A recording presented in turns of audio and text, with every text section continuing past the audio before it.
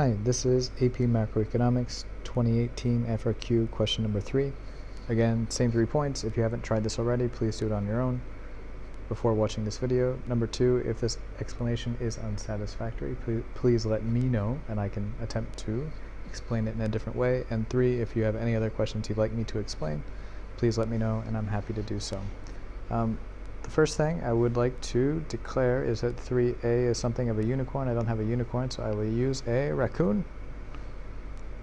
But it is an input problem, which is a rare breed. Most problems in the AP when it comes to these comparative advantage are output problems. And how do I know it's an input problem?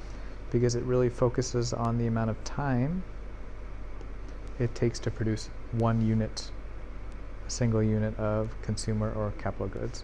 So if an output problem would be they can produce this many consumer goods in that amount of time, or they can produce this many capital goods in that amount of time. But an input problem will focus on the amount of time or the inputs taken to produce one of each good. To explain, you would need numbers. Since it gives you numbers, you actually have to do the calculation. X and Y, consumer and capital. And X can do 1, it takes 1 or 2, and then Y takes 2 or 4. And because it's an input problem, we go under. So this 2 goes under the 1, so this becomes 1/2. And this 1 goes under the 2, so this becomes 2. And then this 4 goes under 2, which becomes 1/2. And this 2 goes under 4, which becomes 2. Yikes. So there is no comparative advantage. Opportunity costs for both countries are the same.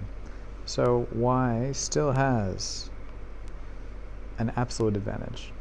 But as far as comparative advantage, and you need to prove this or demonstrate this using the numbers, there is no comparative advantage for either country in the production of consumer capital goods.